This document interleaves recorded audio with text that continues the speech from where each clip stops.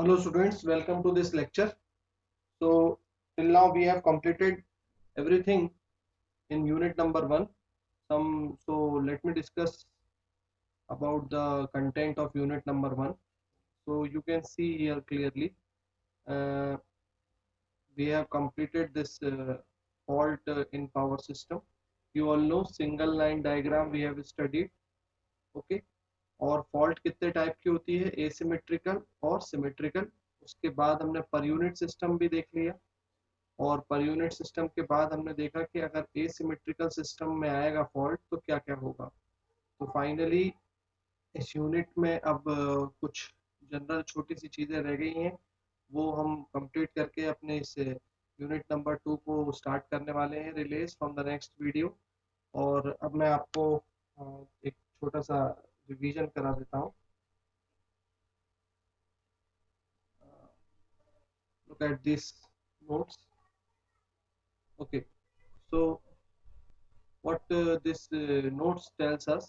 So what till now we have studied, क्या क्या है इसमें देखिए. टाइप्स ऑफ फॉल्ट्स ये हमने पढ़ लिया. उसके बाद line to ground fault, line to line fault और double line to ground fault. और ये सारी जो फॉल्ट्स थी वो एसिमेट्रिकल फॉल्ट्स थी इन नेचर. और फिर ये जो थ्री फेज फॉल्ट है, this is the three phase fault, ये सिमेट्रिकल फॉल्ट रहेगी. और फिर फाइनली हमने आगे बढ़ते हुए देखा कि थ्री फेज में, अब ये नोट्स के फॉर्म में है, मैंने अपने पुराने वीडियोस में पीपीटी में बहुत अच्छे से बताया है. यहाँ सिमेट्रिकल फॉल्ट ये दी हुई है लाइन टू लाइन और ये आपको गिवन है. और ये इस तरीके से फेज ए होगा, बी होगा और सी होगा. तो कैसे फॉल्ट इम्पीडेंस की वैल्यू अब आपको समझ में आ रही होगी. फॉल्ट इम्पीडेंस का मतलब क्या होता है कि अगर शॉर्ट सर्किट होता है तो कुछ रेजिस्टेंस होगा ग्राउंड की वजह से. तो ये सब आपने देख लिया. एसिमेट्रिकल फॉल्ट में आपने देखा लाइन टू ग्राउंड और triple line to ground faults, ये भी आपने देखा. और सबसे इम्पोर्टेंट चीज इसको पढ़ने के लिए, इससे पहले हमने पर यूनिट सिस्टम देखा. तो स्टूडेंट्स देखो, कुछ भी भूल जाना ये बिल्कुल मत भूलना. पर यूनिट सिस्टम क्या होता है? Per unit system is very important. चार ही चीजें हैं स्टूडेंट्स इसमें पढ़ने के लिए. हमारे पास चार ही चीजें रहेंगी. एक रहेगी, एक आपको देखते रहना है कि एस पर यूनिट की वैल्यू, वी और आई और जेड. तो हमें दो चीजें गिवन रहेंगी. एक रहेगी आपकी पावर और एक रहेगी आपकी वोल्टेज. पावर और वोल्टेज गिवन है तो करंट बेस और इम्पीडेंस बेस आराम से निकाला जा सकता है. ये ध्यान रखो. और एक फॉर्मूला याद रखो कि पावर का और करंट का रिश्ता कैसे जोड़ सकते हैं हम. अगर हमें पावर और वोल्टेज गिवन है तो पावर बटे वोल्टेज कर देंगे तो करंट बेस निकल आएगा. ठीक है. और अगर Z निकालना है, पावर और वोल्टेज गिवन है, तो पी स्क्वायर बाय वी कर देंगे तो Z निकल आएगा. तो बेस वैल्यूज निकल जाएंगी. अब पर यूनिट वैल्यू क्या होती है?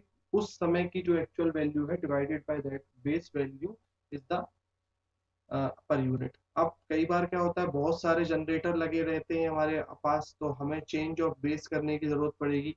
और अगर हमें चेंज ऑफ बेस करने की जरूरत पड़ेगी तो चेंज ऑफ बेस क्या हो जाएगा? चेंज ऑफ बेस करने के लिए हमने एक फॉर्मूला डिराइव किया है. Z पर unit new is equal to Z old into MVA new upon MVA old into KV old square upon KV new square. ये आपको याद रखना है. ये फॉर्मूला बहुत इंपॉर्टेंट फॉर्मूला है आपके लिए. अब advantages of per unit system, ये सारे जो एडवांटेजेस हैं ये आप यहाँ से नोट कर लीजिए पॉज करके. एक बार और भी बता चुका हूँ और ये आपको एग्जाम में आते हैं लिखने के लिए. ठीक है. पर यूनिट सिस्टम से ऑब्वियस सी बात है, दिमाग में रखने के लिए, अगर करंट की यूनिट और ये रेजिस्टेंस की यूनिट, इम्पीडेंस की यूनिट, अब यूनिट लेस सिस्टम हो गया है तो फिर हमें कन्वर्जन इजी हो जाएगा. और कोई जनरेटर 1000 मेगावाट का, कोई 100 मेगावाट का, आप सब कुछ 1 per unit, 1.1 per unit, 0.9 per unit ऐसे कन्वर्ट हो जाएंगे यूनिट लेस क्वांटिटी में. तो it will make calculation very very easy. फिर हमने देखो पर यूनिट सिस्टम के लिए कुछ न्यूमेरिकल्स देखे. आप मेरे पुराने वीडियोस में एक बार देख सकते हो कि कैसे हम पर यूनिट सिस्टम में सिस्टम को कन्वर्ट करेंगे. ये जो वीडियो है ये बहुत इंपॉर्टेंट वीडियो है जिसमें मैंने ये वाला न्यूमेरिकल सॉल्व किया है. ये न्यूमेरिकल इसलिए बहुत अच्छा था, एक क्वालिटी न्यूमेरिकल है, क्योंकि इसमें 13.8 किलो वोल्ट का जनरेटर है और फिर 115, 115 बटे 13.8 और 12.8, और यहाँ जनरेशन हो रहा है 13.8 किलो वोल्ट का, और यहाँ हो रहा है 13.2। तो ये कंप्लीट पैकेज था यहाँ समझने के लिए कि हम कैसे कैसे वोल्ट बैलेंस करेंगे हर जगह पर। तो ये वाला हो गया, और आपको एक न्यूमेरिकल और दिया था पर यूनिट में कन्वर्ट करके समझने के लिए। अब हम जब एसिमेट्रिकल फॉल्ट्स को पढ़ने वाले हैं, एसिमेट्रिकल फॉल्ट्स को पढ़ने वाले हैं, तो हमें जरूरत थी फोर्टेस्क्यू थ्योरम की। फोर्टेस्क्यू थ्योरम ने क्या कहा था कि एक सिस्टम में अगर एसिमेट्रिकल फॉल्ट आएगा तो उसका जो सिस्टम है, सिमेट्रिकल सिस्टम है, अगर आप वो एसिमेट्रिक हो जाएगा, और उस एसिमेट्रिक को सिमेट्रिक में कन्वर्ट करना है तो आपको भी भागा दौड़ी करनी पड़ेगी। और वो भागा दौड़ी क्या रहेगी, और वो ये रहेगी कि आपको सिस्टम में करना पड़ेगा क्या, उसको सिमेट्रिकल में लाने एक नेगेटिव सीक्वेंस कंपोनेंट अज्यूम करना पड़ेगा, एक पॉजिटिव सीक्वेंस कंपोनेंट अज्यूम करना पड़ेगा, और एक जीरो सीक्वेंस कंपोनेंट अज्यूम करना पड़ेगा। ये आपको मैं सब बता चुका हूँ। और ये तीनों कंपोनेंट्स की उसने इस तरीके से उनको एक्सप्लेन किया, नेगेटिव, पॉजिटिव एंड जीरो, ये मैंने अपने वीडियोस में भी एक्सप्लेन किया। और फाइनली एक हम मैट्रिक्स बना पाए इस तरह से। ये हमारी एक मैट्रिक्स है, और ए पैरामीटर दिस वाज, इस पे हमने ऑब्जेक्टिव टाइप टेस्ट भी किए हैं। ए पैरामीटर हमने दिया और ए स्क्वायर लिया, और finally this was the matrix. ये आपको बेटा हमेशा याद रखनी है। बी ए जब यहाँ रहेगा तो अल्फा स्क्वायर अल्फा, मैंने लैम्डा से पढ़ाया है तो lambda square lambda, lambda lambda square. और जब भी यहाँ पर इसको इन्वर्स करेंगे तो 1/3 आ जाएगा, और आ जाएगा लैम्डा लैम्डा स्क्वायर। ओके, ये ऐसा लैम्डा लैम्डा, ये बहुत इंपॉर्टेंट मैट्रिक्स है। फिर हमने इसमें से देखे आरजीपीवी के कुछ क्वेश्चंस। आरजीपीवी में क्वेश्चंस कैसे पूछे जाते हैं, describe the positive sequence, negative and zero sequence network in power system, what is the significance, ये सारे क्वेश्चंस मैं आपको बता चुका हूँ। फाइनली सीक्वेंस इम्पीडेंस को पढ़ना था, तो हमने देखा ये वाला single line to ground fault का ये जो डायग्राम आप देख रहे हो, ये वाला, ये कैसे बनेगा। अगर सिंगल लाइन के बाद हम double line, line to line fault देखें तो ये डायग्राम कैसे बनेगा। पॉजिटिव नेगेटिव सीक्वेंस, इसमें जीरो सीक्वेंस कंपोनेंट एब्सेंट है, इसमें जीरो सीक्वेंस कंपोनेंट प्रेजेंट है, तो ये सब चीजें क्यों हुई। और हमने सबसे पहली बात तो ये देखी कि ये जो मैट्रिक्स आप नोट्स में देख रहे होंगे, इनके आरजीपीवी की एक नोट्स शीट है ये, वहां से मैं एक वीडियो बनाने की कोशिश कर रहा हूँ, कई लोगों के पास होगी। तो ये जो नोट्स वाली शीट है, इसमें देखो डायरेक्टली गिवन है ट्रांसमिशन लाइन का ये जेड एस जेड एम, लेकिन मैंने आपको कम्प्लीटली डिराइव किया है कि कैसे ट्रांसमिशन लाइन का पॉजिटिव नेगेटिव जीरो सीक्वेंस आएगा, कैसे जनरेटर का आएगा, कैसे ट्रांसफार्मर का आएगा, और कैसे अल्टरनेटर का आएगा, लोड का आएगा। तो ये 3 ZF क्यों आएगा, 3I0 क्यों आएगा, ये सारा सिस्टमेटिकली आपको गिवन रहेगा। आप मेरे पुराने वीडियोस में आप एक बार उसको चेक करिएगा। अब हमें क्या करना है बेटा, हमें याद रखना है फॉल्ट करंट की वैल्यू। और फॉल्ट करंट की वैल्यू क्या होगी, आई एफ बराबर 3IA, आई एफ बराबर 3IA। ये कहाँ होगी, ये होगी मेरी single line to ground fault में। और यहाँ पर अलग अलग फॉल्ट में फॉल्ट करंट की वैल्यूज क्या होंगी, ये तो आप याद करके रख ही सकते हो, साथ में अगर आप कॉन्सेप्चुअली भी याद करके रखो तो भी बहुत अच्छी बात है। अब आरजीपीयू में क्वेश्चंस कैसे आए हैं वो देख लेते हैं। Derive expression for fault current for line to line fault by sequence component, draw sequence network for line to line fault, prove that line to all three sequence network are connected in series। ये वाला question देखो 7 number में आया है। उसके बाद show that the connection of sequence network for line to ground, ये इसका कनेक्शन, पूरे कनेक्शन मैंने आपको वीडियोस में जो पेन डायग्राम उससे करके दिखाए। और फिर न्यूमेरिकल, तो न्यूमेरिकल तो कई बार आ जाते हैं, तो numerical line to ground fault का गेट में भी आया है, क्योंकि ये 70 to 80% ये फॉल्ट हमारे सिस्टम में सबसे ज्यादा आती है। उसके बाद देखो इसमें अलग से इनने सीक्वेंस डायग्राम बनाया है ट्रांसफार्मर का, तो ट्रांसफार्मर के ऊपर एक सीक्वेंस नेटवर्क कैसा रहेगा, मैंने आपको इस पे एक सेपरेट वीडियो ही बनाया है जिसमें ट्रांसफार्मर कवर किया है मैंने, और साथ में उसी के साथ ट्रांसमिशन लाइन शायद कवर करी है। तो वो आप एक बार उसको चेक कर सकते हो, उस वीडियो को जरूर देखिए, वो आपके बिल्कुल हेल्पफुल रहेगा वो वीडियो। और इसमें ट्रांसफार्मर में स्टार कनेक्शन होता है, ये आप बहुत अच्छे से जानते हैं। या तो स्टार कनेक्शन होगा, या तो ये स्टार हो गया आपका, और ये स्टार ग्राउंड है, ये भी स्टार ग्राउंड है। ये स्टार है, ये ग्राउंडेड नहीं है, ये है आपका star ground with neutral impedance.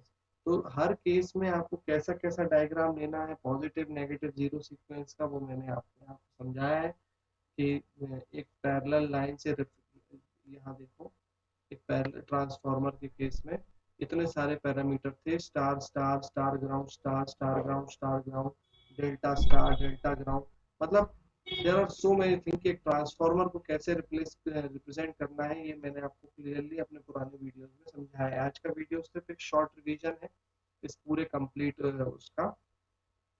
अब अब हम बात करेंगे कि draw the zero sequence of various connections.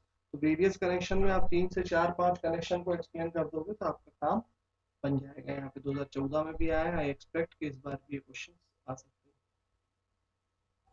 अब हम बात करते हैं फॉल्ट लेवल कैलकुलेशंस की। तो ये एक इम्पॉर्टेंट लास्ट पैरामीटर है फॉल्ट लेवल कैलकुलेशन जो अभी हम डिस्कस करने वाले हैं, और एक है व्हाट इज लाइन रिएक्टर, ठीक है ना। तो चलो व्हाट इज लाइन रिएक्टर से पहले हम डिस्कस कर लेते हैं fault level calculation in a power system the maximum. देखो फॉल्ट लेवल कैलकुलेशन हम क्यों करते हैं ये मालूम होना चाहिए।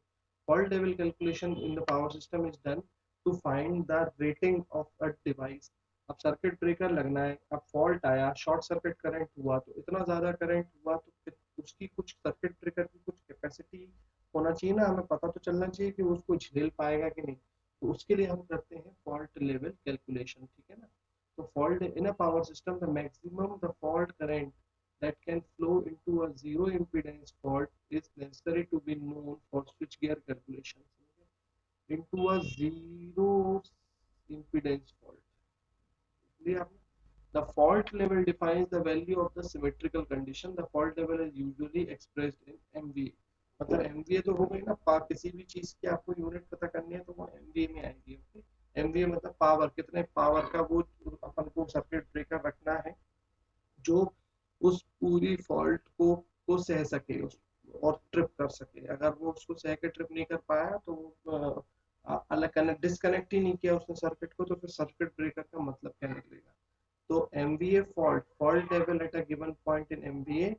आई बेस हमें मालूम रहता है उस जगह का, आई शॉर्ट सर्किट करंट होता है, उसके बाद द पर यूनिट वैल्यू क्या हो जाएगा, पर यूनिट वैल्यू होता है √3 टाइम्स। ये चीजें आप एक बार नोट कर लीजिए। यहाँ आपको अगर जब सॉल्व करेंगे तो फाइनली फॉल्ट लेवल निकल के आएगा 1/Z पर यूनिट। ये और अच्छे से समझ में आएगा स्टूडेंट जब मैं इसका एक न्यूमेरिकल करूंगा शॉर्ट सर्किट एमवीए निकालने के लिए।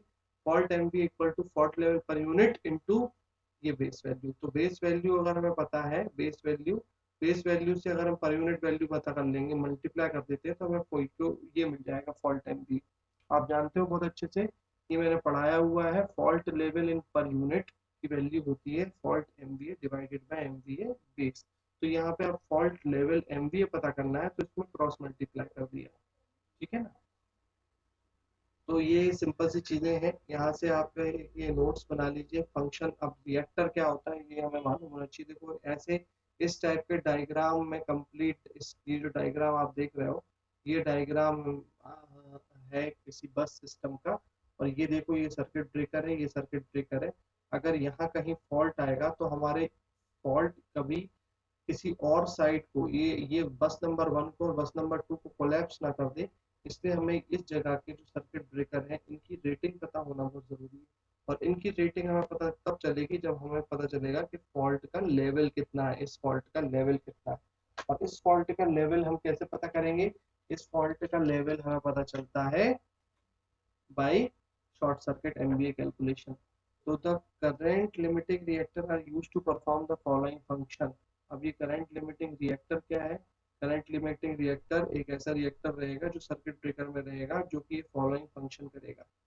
Protective reactor are used to reduce the magnitude of voltage disturbance caused by the short circuits, ठीक है। तो ये आप एक बार, ये थ्योरेटिकल पोर्शन है, I will share you this notes, ये आप एक बार रीड करिए। What is a line reactor, ये रहा लाइन रिएक्टर जो लोड के बीच में और ट्रांसफार्मर के बीच में लगता है, जो कि प्रोटेक्ट करता है इस सिस्टम को। तो ये लाइन रिएक्टर फ्रीक्वेंसी पे बेस्ड है, ये कैसे सिस्टम को प्रोटेक्ट करेगा ये आपको एक बार यहाँ रीड करना है। आरजीपीवी में क्वेश्चंस आए theoretical. What is the function of current limiting reactor, classify them on the basis of type and location, कहाँ लगना चाहिए, अगर आपको क्लियरली समझ में नहीं आया है ये वाला थ्योरेटिकल पोर्शन तो आप मेरे को इसमें कमेंट बॉक्स में शेयर करो, तो मैं यहाँ आपको एक वीडियो और डिटेल में इसके बना दूंगा। अब मैं बात करता हूँ 1 मिनट अपने प्रेजेंटेशन की। जो प्रेजेंटेशन मैं अभी तक चला रहा था, ये ट्रांसमिशन लाइंस थी स्टूडेंट्स। इन ट्रांसमिशन लाइन में जब भी कोई फॉल्ट होता था यहाँ पे दोनों ट्रांसमिशन लाइंस के बीच में, तो हम उसको एसिमेट्रिकल सिमेट्रिकल में क्लासिफाई करके हमने पूरा कंप्लीटली अपना पर यूनिट सिस्टम देखा।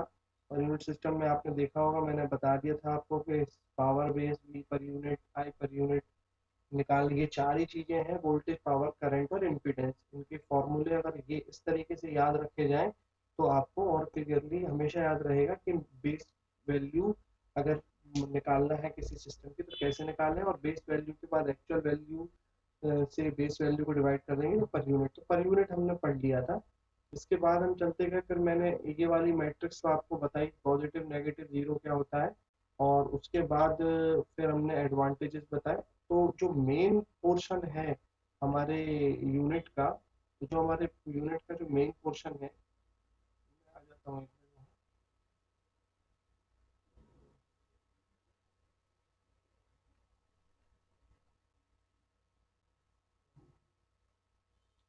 जो मेन पोर्शन है ये वाला जो हमारा मेन पोर्शन है, वो हमने लगभग गेट के लिए और सब चीज़ों के लिए कवर कर लिया है ये पूरा। और यहाँ से जो सीक्वेंस नेटवर्क और देयर इंटरकनेक्शन ये भी हमने कर लिया है पूरा, फॉल्ट में इफेक्ट ऑफ फॉल्ट इम्पीडेंस ये भी कर लिया है। अब ये जो लाइन एप्लीकेशन ऑफ रिएक्टर्स ये वाला पोर्शन है, ये मैंने जल्दी जल्दी भी बताया है आपको। और अब मैं स्टार्ट करूंगा अपना यूनिट नंबर 2। अगर आपको लगता है लाइन रिएक्टर का फंक्शनिंग और डिटेल में बताऊं तो मैं यूनिट नंबर 2 के किसी वीडियो में इसको कंपनसेट कर दूंगा। आपका मिड सेम का सिलेबस रहेगा ये यूनिट नंबर 1 और यूनिट नंबर 2 मिड सेम 1 का। और ये जो यूनिट नंबर 2 है इसमें रिलेज है। तो रिले क्या क्या होता है, सबसे पहले हम ये डिस्कस करेंगे कि व्हाट इज रिले और रिले क्या काम करता है। तो रिले आपको मालूम है एक आने वाली प्रॉब्लम को सेंस करता है, जैसे इंसान की आंखें होती हैं, उसी टाइप से रिले होता है। तो जो प्रॉब्लम को सेंस करेगा, सर्किट ब्रेकर को इन्फॉर्म करेगा और ये फंक्शन करेगा। तो स्टूडेंट्स आई होप कि आपको ये कंप्लीट जो छोटा सा रिवीजन है वो समझ में आया होगा। और ये अब इसके प्रीवियस जो ये वीडियोस हैं वो आपने देखे हुए हैं। और अब हम यूनिट नंबर 2 स्टार्ट करेंगे फ्रॉम द नेक्स्ट पोर्शन।